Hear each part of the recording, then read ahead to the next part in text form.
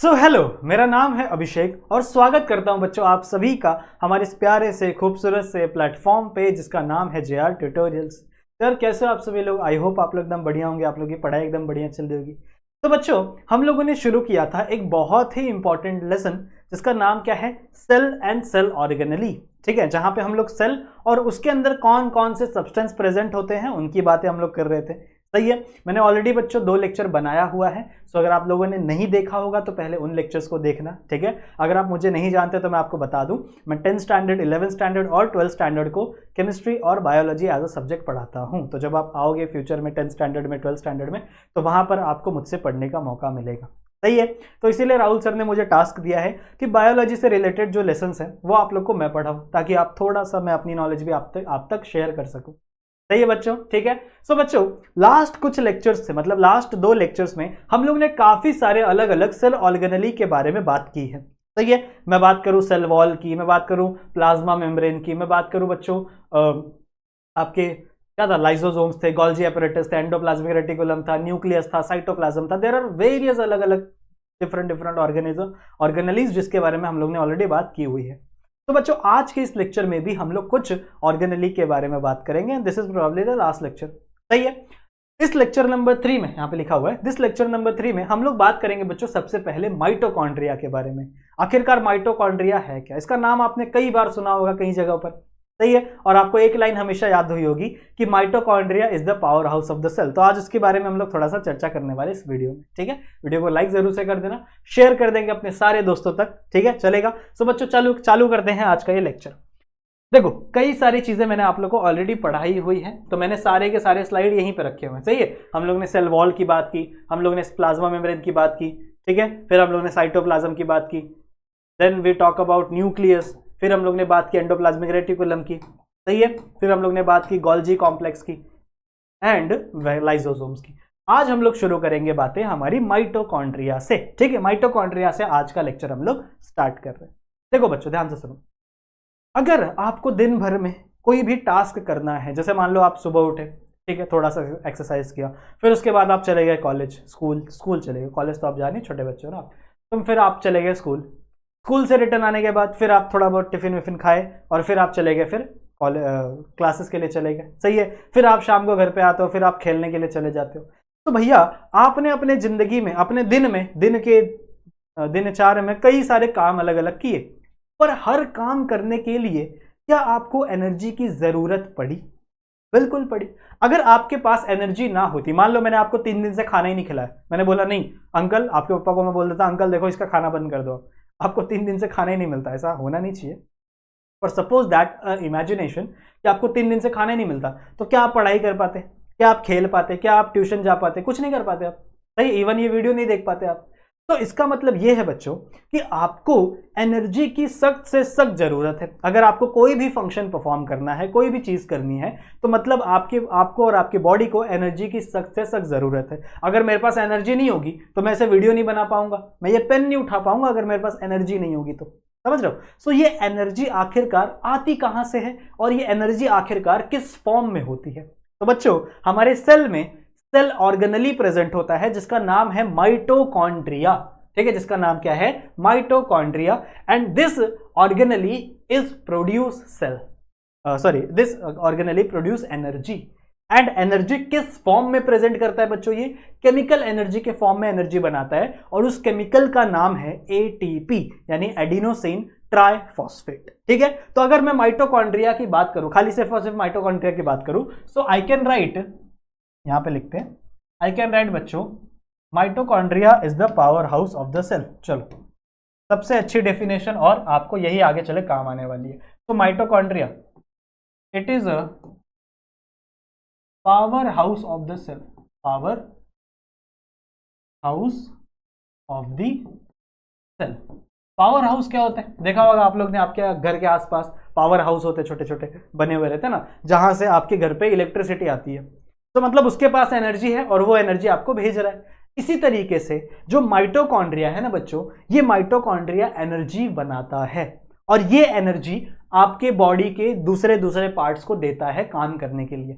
अगर माइटोकॉन्ड्रिया काम करना बंद कर दे तो आपके बॉडी में जितने भी फंक्शंस हो रहे हैं सारे काम बंद हो जाएंगे, because each and every work are happen with the help of energy. अगर एनर्जी नहीं रहेगी तो कोई काम ही नहीं होगा, आपका हार्ट पंप नहीं करेगा, आप सांस नहीं ले पाओगे, कोई भी सेल फंक्शन नहीं परफॉर्म करवाएगा if they don't have energy. तो भैया ये बहुत इंपॉर्टेंट सेल ऑर्गेनली बन जाता है हमारे बॉडी के अंदर, सही बात है।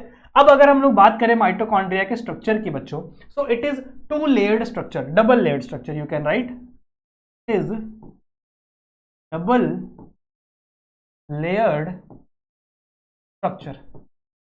मतलब बच्चों इसके अंदर दो लेयर होती है। जो बाहर वाली लेयर है उसे आप कह सकते हो आउटर मेम्ब्रेन, बड़ा ही सिंपल नाम है याद करने का। जो बाहर वाली लेयर है उसे you can write outer membrane, सही है। और जो इनर वाली लेयर है उसे आप क्या कहोगे, इनर मेम्ब्रेन, बड़ा ही सिंपल नाम है, इनर मेम्ब्रेन, सही है। बात समझ में आई? तो आप डायग्राम में भी देखो, यहां पे डायग्राम मैंने लिया हुआ है जो आपके टेक्स्ट बुक में दिया है। यहां पे भी अगर आप देखो तो एक बाहर की मेम्ब्रेन है, ये वाली देखो, ये ऑरेंज कलर वाली, और एक अंदर की मेम्ब्रेन है, व्हाइट कलर में आपको दिखा रही है, ये वाली देखो। नाउ अगर आप देखो बच्चों तो जो बाहर की मेम्ब्रेन है वो तो नॉर्मल मेम्ब्रेन है, वो नॉर्मल सीधी सीधी मेम्ब्रेन है, बट जो इनर मेम्ब्रेन है ना, इट इज फोल्डेड।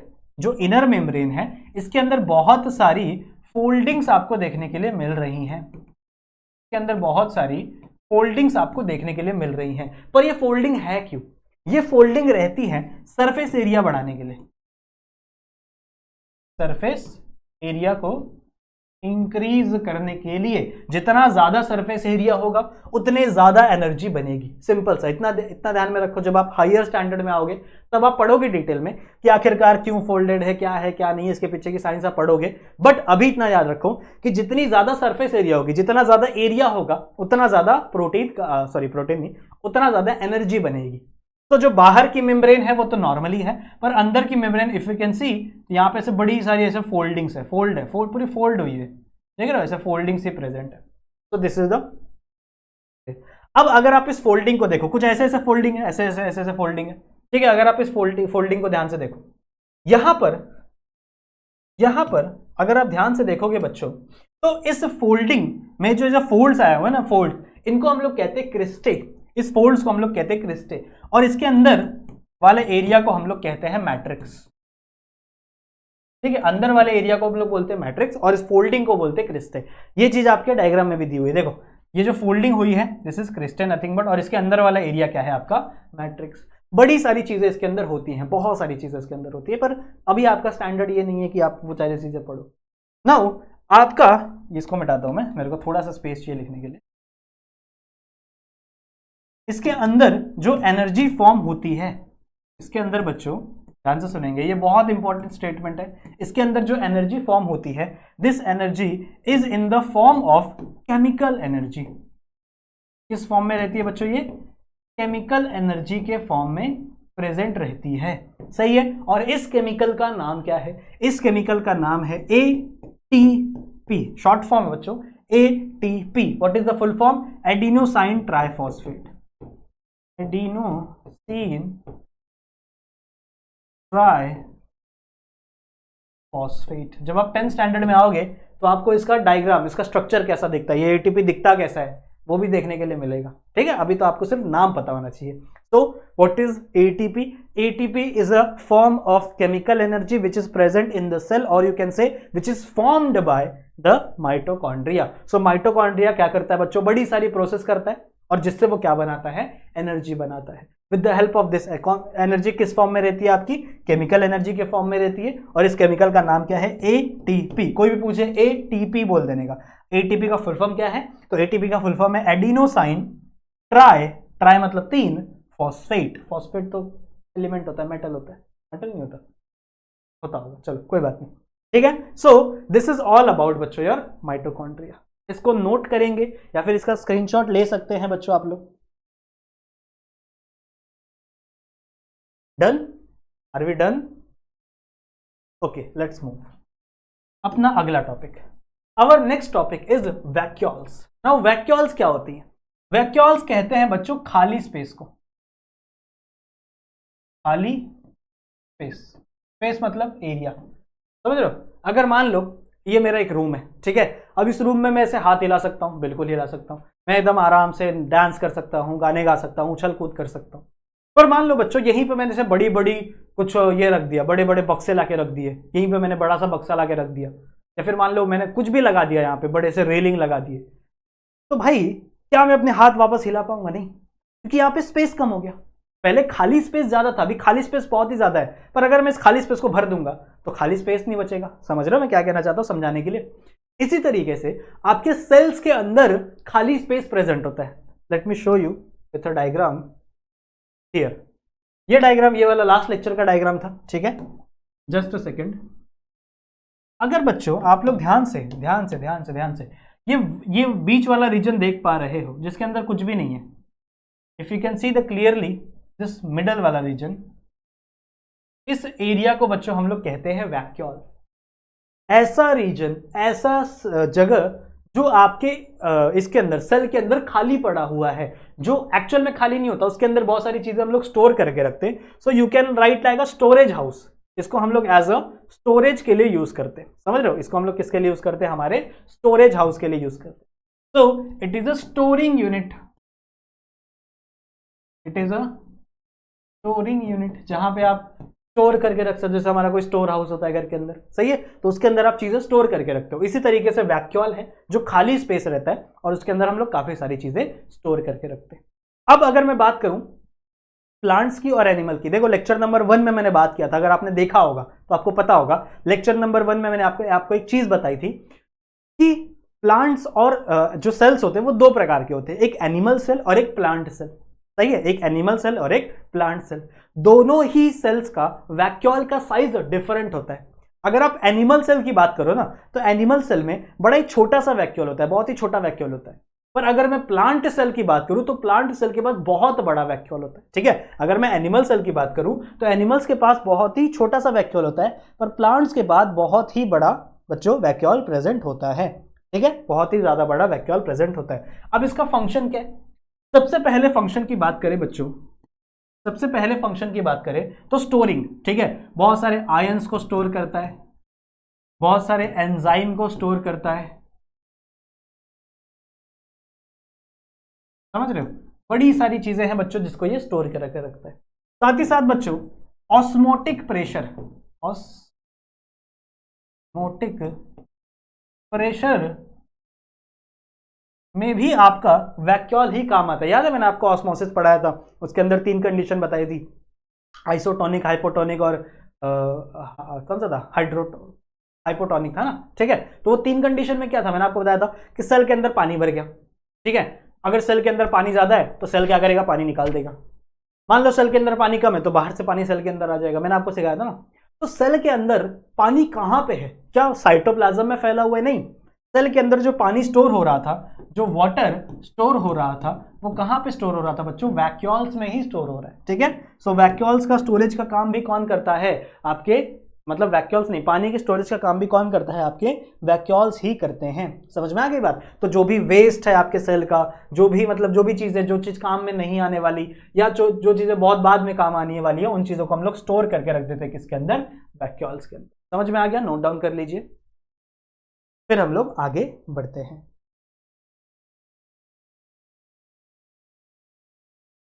चलो आ जाओ आगे। नेक्स्ट है बच्चों प्लास्टिड। नो, प्लास्टिड क्या होता है? देखो प्लास्टिक की तरह सुनाई दे रहा है हम लोग, प्लास्टिक, प्लास्टिड को देख ध्यान से सुनो। अगर आप लोगों ने बहुत सारे अलग अलग पहली बात तो ये प्लांट्स में होता है, ठीक है, ठीक है, प्लांट्स में होता है, अच्छी बात है। उसके बाद आप लोगों ने देखा होगा कई कई प्लांट्स होते हैं बच्चों जिनके जो ये होते हैं ना लीफ, वो अलग अलग कलर के होते हैं, उनके फ्लावर अलग अलग कलर के होते हैं, ठीक है, किसी का रेड फ्लावर, किसी का येलो फ्लावर, किसी का व्हाइट फ्लावर, किसी किसी का जो ये होगा लीफ का कलर होगा वो ऑरेंजिश होगा, रेडिश होगा, किसी का लीफ ग्रीन कलर, जो most of the green colour के लीफ होते हैं। तो ये कलर आता कहां से है? ये कलर आता है बच्चों प्लास्टिड से, ठीक है। ये कलर किससे आता है बच्चों? प्लास्टिड से। बड़े सारे अलग अलग अलग अलग प्रकार के प्लास्टिड्स होते हैं और वो अलग अलग प्रकार का कलर देते हैं। समझ में आई बात? तो बहुत सारे अलग अलग प्रकार के प्लास्टिड्स होते हैं, वो आपको अलग अलग प्रकार के कलर्स देंगे। दो प्रकार के प्लास्टिक हमें देखने हैं, प्लास्टिक नहीं भाई, प्लास्टिड, ठीक है, दो प्रकार के हैं। एक है आपका ल्यूको प्लास्टिड, ठीक है, और एक आपका क्रोमो प्लास्टिड। क्रोमो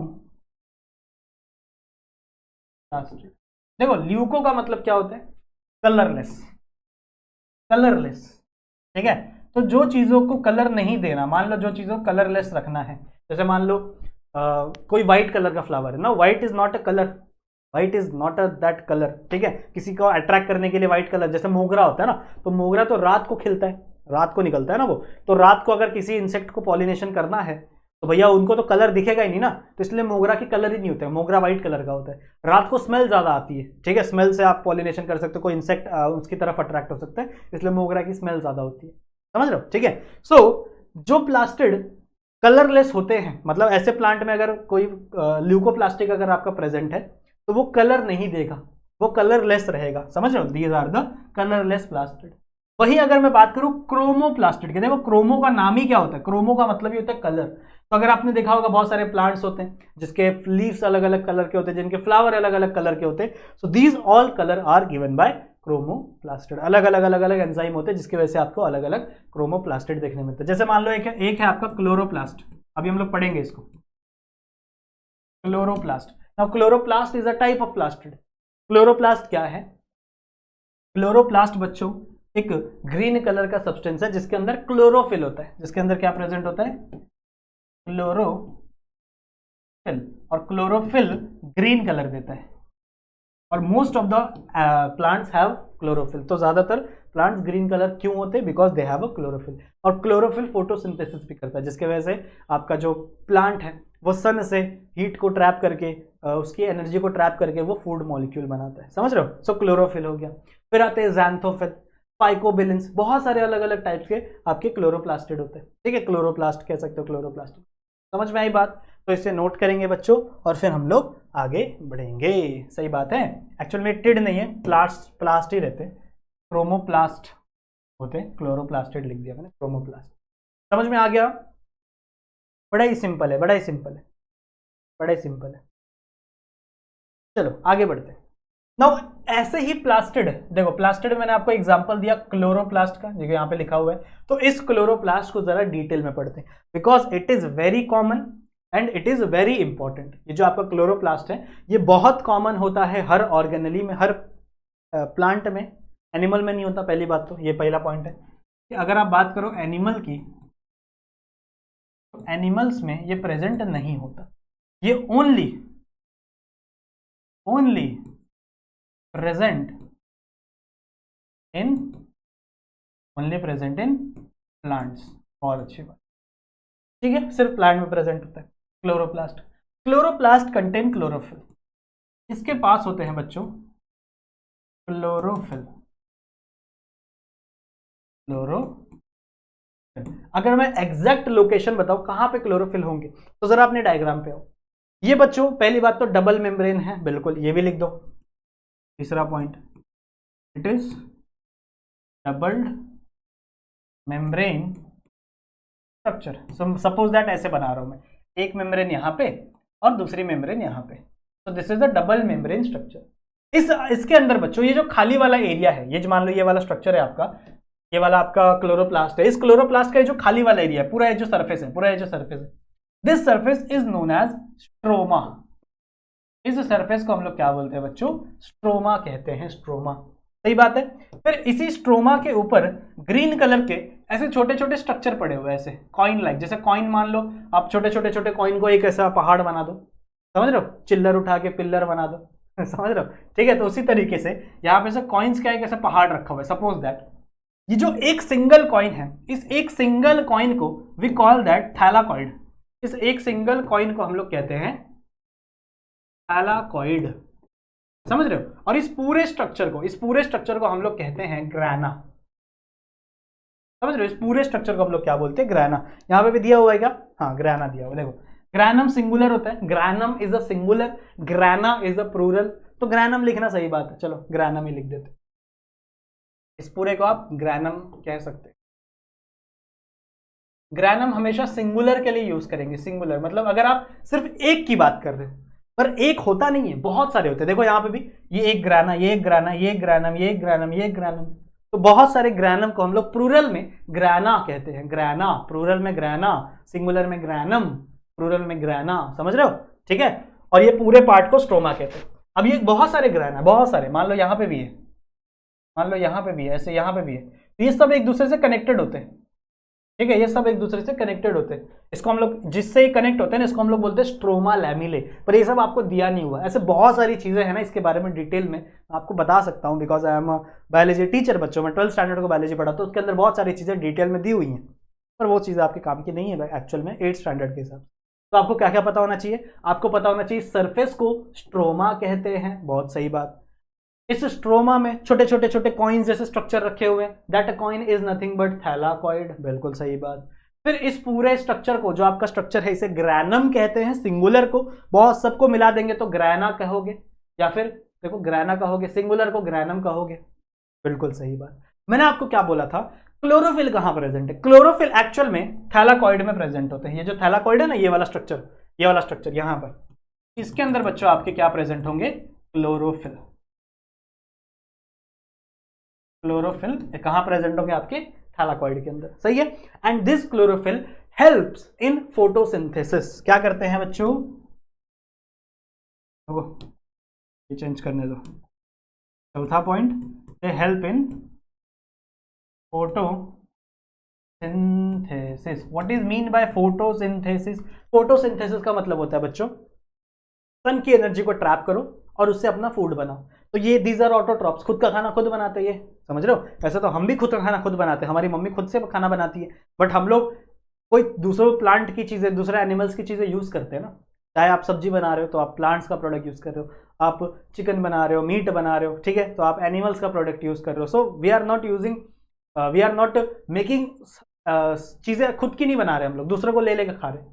बट ये खुद का खाना खुद बनाते हैं, सन की लाइट से खुद ही धूप ऐसे करते जादू की तरह, और फिर खुद का खाना खुद बना लेते हैं, समझ रहे हो? So this process is known as photosynthesis. इसके अंदर चलता है, यहाँ पे फोटोसिंथेसिस चलता है, तो हम लोग लाइट रिएक्शन बोलते हैं। इसके अंदर चलती है, दो प्रकार की रिएक्शन है, एक आपकी लाइट रिएक्शन और एक आपकी डार्क रिएक्शन। दो रिएक्शन होती है, और दोनों के हेल्प से क्या बनता है बच्चों? आपका फूड मॉलिक्यूल। तो this is very important part of a plant. अगर किसी प्लांट के पास ये नहीं रहेगा, दिक्कत हो जाएगी। ऑल्सो सिर्फ प्लांट ही नहीं, बहुत सारे अलगी भी हैं हमारे पास, बहुत सारे अलगी भी हैं बच्चों हमारे पास। स्पेलिंग गलत हो गया है, बहुत सारे अलगी भी है हमारे पास, जिनके पास फोटोसिंथेसिस करने के लिए ये क्लोरोफिल होता है, क्लोरोप्लास्ट होता है, समझ रहे हो? ठीक है। सो अलगी मतलब समझ लो, जैसे आपके अगर मान लो आपने देखा होगा, कोई ऐसी जगह होती है जहाँ पे पानी इकट्ठा हो जाता है, बहुत समय से पानी इकट्ठा है यहाँ पे, तो उसके ऊपर ना काई लग जाती है, देखा होगा आप लोगों ने, ग्रीन ग्रीन कलर का एक लेयर लग जाता है। वो ग्रीन क्यों है? Because it has a chloroplast, they can do photosynthesis, photosynthesis से वो ग्रो हो रहे, समझ रहे हो? ठीक है। सो बच्चों यही था आपका क्लोरोप्लास्ट, यही है बच्चों आपका क्लोरोप्लास्ट, समझ रहे हो? तो chloroplast can convert solar energy, मतलब आपकी जो सन की एनर्जी है, into chemical energy. Chloroplast give different colour to the flowers and fruit, वही बात है, सही बात है जो मैंने अभी आपको बताया है। Leucoplast are involve in the synthesis and storage of the food like starch, वही मैंने आपको बताया। ल्यूकोप्लास्ट नाम का एक और स्ट्रक्चर होता है जो क्या करता है? स्टार्च स्टोर करता है, मतलब स्टोरेज के लिए काम आता है, जैसे व्याख्या होता है। समझ में आई बात? समझ में आई बात? ठीक है, समझ में आई बात। अब एक और बात सुनेंगे, एक और बात, माइटोकॉन्ड्रिया और क्लोरोप्लास्ट की एक खास बात है, खास बात। माइटोकॉन्ड्रिया और क्लोरोप्लास्ट के पास ना अपना डीएनए होता है। जैसे मान लो, suppose that, I am trying to say, suppose that this is a cell, cell has a nucleus, okay, cell has a nucleus, this nucleus contain chromosome and that chromosome contain DNA. Good, very good, अच्छी बात है। But suppose that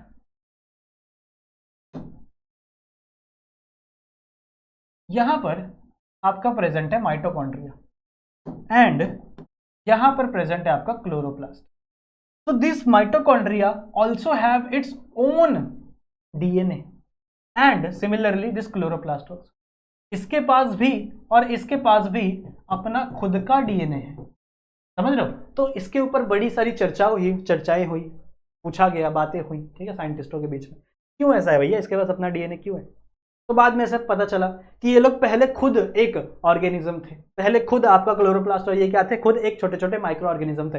actual में इनके पास अलग type का ribosome भी होता है, खुद का राइबोसोम होता है। एक्चुअल में जो हमारा सेल होता है ना, हमारे सेल में होता है 70s ribosome, sorry 80s ribosome, but इनके पास जो राइबोसोम होता है वो 70s राइबोसोम होता है। जो छोटे छोटे ऑर्गेनिजम्स होते हैं ना, उनके पास होता है 70s राइबोसोम, समझ रहे हो। तो ये पहले खुद एक ऑर्गेनिज्म हुआ करता होगा जो हमारे सेल के अंदर आके रहने लगा और ये ऐसे काम करने, ठीक है। इसके ऊपर एक थ्योरी है, इसके बारे में कभी हम अलग से चर्चा करेंगे बच्चों, ठीक है। समझ में आ गया। सो आई होप बच्चों ये लेक्चर आप लोग को मजा आया होगा पढ़ने में, ये लेक्चर आप लोग को चीजें अच्छे से समझाने में हेल्प करेगा, सही है। अगर आपको वीडियो पसंद आई है तो वीडियो लाइक जरूर से करेंगे, चैनल पर नए हो तो चैनल को सब्सक्राइब जरूर से कर लो। मैं मिलता हूँ बच्चों आप लोगों से एक ऐसी ही नई वीडियो में, तब तक के लिए कीप स्टडिंग, अपना ध्यान रखिए, पढ़ते रहिए, ठीक है। मैं मिलता हूँ, बाय बाय।